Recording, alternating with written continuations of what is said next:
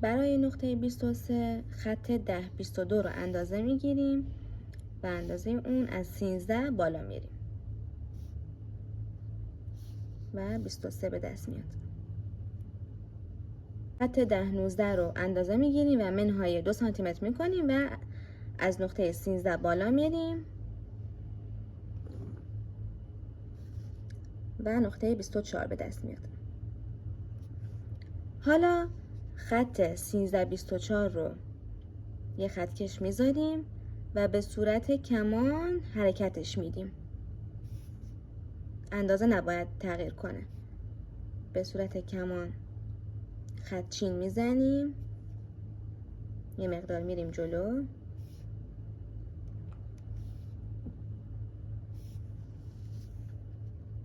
به صورت کمان میشه خطمون. حالا از نقطه 24 به اندازه 1/20 دور سینه جلو میریم و علامت میزنیم. برای من شده 5 سانتی متر. نقطه 25 به دست میاد.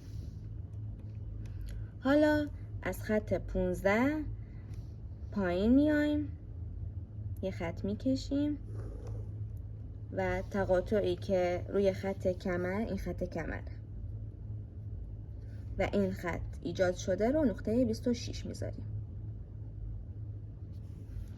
از نقطه 26 به اندازه قد بالاتنه جلو بالا میریم و نقطه 27 به دست میاد. از نقطه 27 به اندازه قد سینه پایین میایم و نقطه 28 به دست میاد. اینجا نقطه 27 رو باید امتداد بدیم به چپ و راست تا خط وسط جلو. خط وسط جلو رو هم ادامه میدیم به بالا تا جایی که به خط 27 برسه. این نقطه رو سی میذاریم. از نقطه سی به اندازه 1/5 دور گردن منهای نیم سانتی میریم به سمت راست و 31 به دست میاد. از نقطه سی به اندازه نقطه 31 به علاوه 1 سانتی میایم پایین و 32 به دست میاد و حالا میتونیم هلال یقه جلو رو بکشیم. حالا خط کشمون رو میذاریم رو خط 27 28 و این خط رو اندازه میگیریم و دوباره کمان باید بکشیم. خط چین میذاریم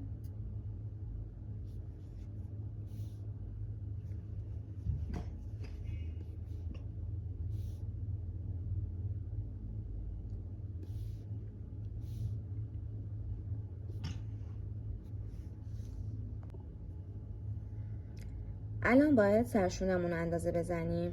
از 25 به اندازه سرشونه شخص میایم و تا جایی که کمان کشیدیم ببینیم کجا میرسه علامت میزنیم و نقطه 33 به دست میاد. خط 27 31 رو اندازه میگیریم. هر چقدر شد از 33 به سمت راست میایم و علامت میزنیم و نقطه 34 به دست میاد. خط 28 34 رو اندازه میگیریم و روی خط 27 28 علامت میزنیم تا جایی که شد و خط 31 و نقطه جدید رو علامت میزنیم. خط 28 34 رو هم میکشیم.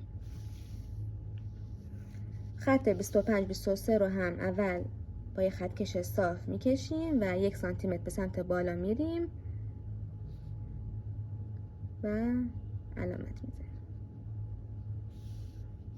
12 23 رو هم به حالت هلال میکشیم.